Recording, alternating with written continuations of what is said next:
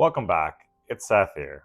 Lately, I've been asked this one question quite a bit, and that is, what should you be focusing on in your 20s? And honestly, that's a really important question because your 20s are the foundation to the rest of your life. The habits, decisions, and mindset that you build now will shape your entire future. People who master their 20s financially, professionally, and emotionally don't just get ahead, but they often create freedom, wealth, and purpose. That's why I've gone ahead and created 5 milestones that I think everyone in their 20s should aim to achieve. And if you're able to achieve these 5 milestones, these will create a great foundation for your future. But before I dive deeper into these milestones, please hit the like button down below, and if you haven't subscribed, please subscribe to help grow our channel. Now that you hit the like button, let's dive in. So the first milestone you want to hit in your 20s is that you want to pay off your debt. For most people in their 20s, the biggest financial burden is their student loan. And honestly, this is one of the easiest debts to get into because taking a large loan to attend post-secondary has become so normalized in society. But here's some reality for you. It is estimated that around 625,000 Canadians take on student debt each single year. As of 2022, Canada's student loan debt has exceeded $23.5 billion. And what's even shocking is that the student loan debt is growing by $7 million per day. And wait, it doesn't go away that quickly either. On average, it takes about 9.5 years to pay off your student loan. It is no surprise that 77% of Canadians under the age of 40 regret taking on these student loans. Now imagine, if you're someone who wants to do a master's or PhD, your student loan is going to be throughout the roof, maybe even reaching over $100,000. And with that kind of debt, you're going to really limit your freedom. There's a very good chance that you may settle for a job that you don't truly like, or you'll push off starting a business because you just don't feel like you have the money. That's why paying off your student debt should be your top priority. And if you're someone who's planning to pursue a post-secondary education, I personally would be a bit strategic about this. I would make sure that it leads to a clear career path. So if you're someone who wants to become a CPA, engineer, a lawyer, or even a doctor, the investment of a university degree may be worth it. But if not, I would consider alternatives like college or going to trade school. That way, your tuition is much lower, and there's a lot of demand for individuals working in trades. So this way, you're securing a job when you do graduate. So in a nutshell, I would only aim to take on student debt if I know I can get a career out of the future education. And if you already have student debt, make it a priority to pay this off as soon as possible so that you can reclaim freedom, reduce stress, and open doors to real opportunities. The second milestone you should aim in your 20s is to grow your income. Your 20s is the foundational year for your career. This is the decade that you should be trying different jobs, exploring different industries, and really trying to figure out what you really like to do. And once you find that path, the goal is pretty simple, and that is to get really good at it. And why, you may ask? Because the better you are, the more money you can demand. Speaking from an accounting background, let me tell you, good accountants make a lot more than average accountants. The skill gap directly translates into higher income. A lot of people that I know that studied accounting and pursued the CPA designation started off their career at a large accounting firm. These firms are known for long hours and super demanding work. But the massive trade-off is exposure. You work with hundreds of different clients that have different needs, problems, and different business plans. And by far, the work is super challenging. If you're able to last 3 to 5 years at these large accounting firms, you can exit into a high-paying industry job. And a lot of these industry jobs require you to work a lot less than you did in the accounting firms. And the reason why these industry jobs are willing to pay you more money for less hours is because you've been exposed to a lot of situations and problems that you have solved. This diverse experience and technical depth makes you more valuable than someone who hasn't faced these. And this applies to almost every job that is out there: engineering, tech, trades, and healthcare. So in your 20s, your mission is to find a lane and get great at it. Because when you build expertise, employers are more than happy to pay you more for the value you bring to the company. So now the third milestone that you should aim for in your 20s is to build an emergency fund. The truth is, a lot of people are living paycheck to paycheck, and unfortunately, they're not alone. According to the survey from H&R Block, 85% of Canadians say that they are now living paycheck to paycheck. and that the rising costs have made it almost impossible to save. This is a huge jump from 60% in 2024. Now that's alarming, because that really means that if the average Canadian does lose their job, they would not be able to cover their basic expenses, such as their rent, groceries, and other bills. Simply put, the average Canadian is one missed paycheck away from a total financial disaster. That's why it's more important than ever to build an emergency fund. Ideally, you would like to save anywhere from 3 to 6 months of your monthly expenses. But with the current economic climate, I would personally suggest that you save 6 to 9 months of your monthly expenses.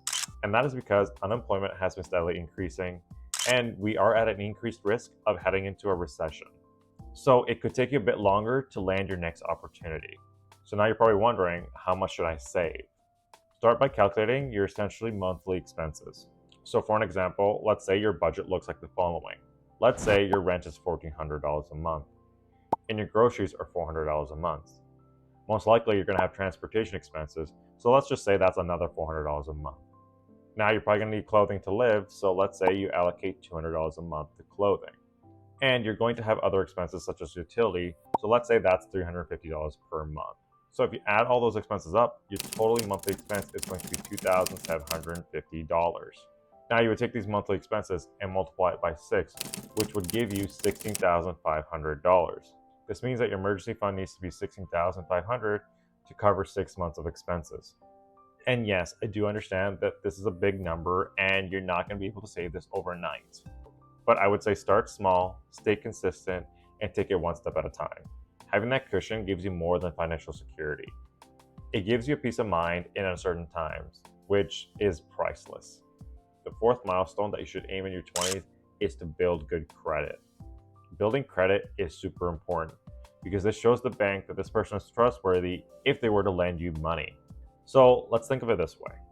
Let's say you have two friends that you lent money in the past, and now they've come to you again to ask for more money. So one of your friends is Lisa. In the past, she has borrowed $500 from you, but has fully repaid you all this money. So currently, she has $0 outstanding. Now your other friend Bob, who has also asked for $100 in the past, has only repaid you $300. So he has $200 outstanding. So now both Lisa and Bob have come to you again to ask for another $100. Who are you more likely to give this $100 to ensure that you get it back? And I think it's pretty obvious that you're going to trust Lisa because she has a good track record of paying you back fully. So the banks pretty much operate the same way. They want to know if you're trustworthy if they lend you money because they want to get that money back. And the better the credit score, the more likely the bank deems you as a reliable person. And by having a great credit score, you get perks such as lower interest rates on your mortgages, lower interest rates on your car loans, and if you're someone who's looking to rent a property, most landlords will look at a credit score, and the higher your credit score, the more likely you are to land that property. And now if you're wondering, how do I build good credit? The truth is, it's quite simple. Make sure you're paying your debts on time. Especially if you have a credit card, make sure that you're paying this off in full. My personal advice is that you should be using a credit card to make your everyday purchases. And you want to make these purchases on your credit card to the point that you know that you will be able to pay off the credit card in full at the end of the month. And that is because most credit cards have an interest rate of anywhere from 20% to 26%. So if you're not able to pay off your credit card in full, you're going to get hit with this large interest. So by paying your bills, such as your credit card, on time and in full, it will ensure you that you build a good credit score. Now, the fifth milestone you want to aim for in your 20s is to start investing. I cannot stress how important it is for you to invest. And it's even more important that you start investing early. The reason for this is the sooner that you start investing, the earlier the money starts working for you. In other words, you can take advantage of compound interest and just invest overall more into your portfolio. So to give you more perspective, we can compare two examples. So let's say the first individual is 25 years old and they would like to contribute $500 a month towards their investments, with the average rate of return at 10%. And they would like to retire at the age of 65. So this means that this gives them 40 years to save and invest. By the time they reach the age of 65, their investment portfolio will be worth around $2.8 million.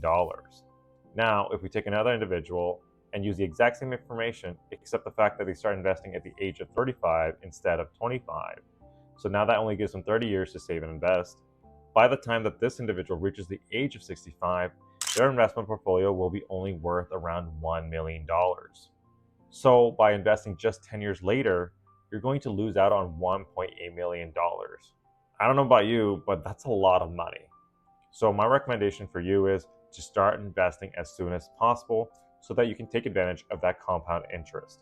So I know initially I said that I compiled 5 milestones, but I have one bonus one. And that is that in your 20s, I really recommend that you get out there and travel. Now, I know what some of you guys are thinking. Why is this guy telling us to travel when the whole time he's been telling us to be smart with our money? That's more than a valid question, but here's the thing. Traveling is more than just an expense. It's an investment for yourself. When you travel, you're exposed to different cultures, different perspectives, and people from all walks of life. By traveling, it really pulls you out of your bubble and expands your worldview. In my experience, this kind of growth helps you to connect with others a lot better. It will improve your communication skills, makes you more relatable, and opens doors for networking opportunities. This kind of personal development has infinite ROI, and it could seriously shape you and who you become. Life isn't 100% saving money, it's about living with intention. You can absolutely travel without breaking the bank. You can travel by going off season, so when it's not really busy throughout the year. You can choose budget-friendly destinations, or even explore within your own country. And I think you'd be surprised at all the things that you didn't know existed. Your 20s are the foundational years to become the person you want to be in the future. So take advantage of them and don't waste them. I hope you guys enjoyed this video. Please stay tuned for future videos. And until next time, remember to keep investing.